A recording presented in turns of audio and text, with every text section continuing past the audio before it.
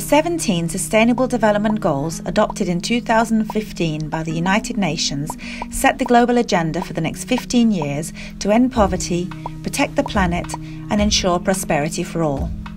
Cities and regions deal with policies that are central to people's well-being, from water to housing, from transport to infrastructure, and from land use to climate change. One way they can help achieve SDGs is to help their peer cities and regions around the world. Decentralised Development Cooperation, or DDC, is about cities and regions from one country, often a developed one, cooperating with cities and regions from another country, often a developing one. The OECD has been quantifying these activities by tracking official development assistance extended by local and regional governments. Despite the global financial crisis, the money spent on DDC increased from 12% from $1.7 billion in 2005 to $1.9 billion in 2015. Cities and regions from Germany, Canada, Spain and Austria provide the highest amounts, while those from Malawi, Peru, Morocco, Senegal and Nepal receive the most of such assistance. Development projects addressing climate change and gender are becoming priorities.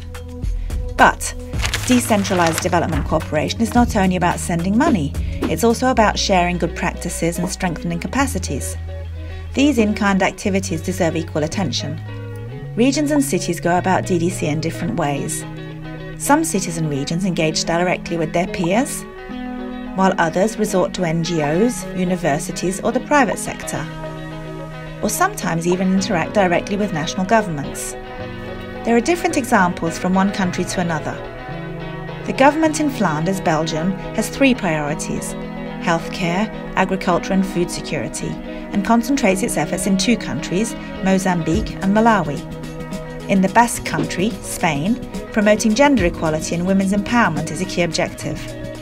In France, cities and regions can spend up to 1% of their revenues to support access to water and sanitation in developing countries. In Tuscany, Italy, decentralised development cooperation systematically relies on multi-stakeholder partnerships. Based on a consultation across 100+ stakeholders, this new OECD report, developed with the support of the European Commission, recommends several actions, including using DDC to improve local and regional planning, investment and policies in both donor and partner countries, coordinating across levels of government for less fragmentation and greater effectiveness, improving reporting on aid extended through local and regional governments to highlight the importance of such activities, and promoting results-oriented monitoring and evaluation to better guide decisions.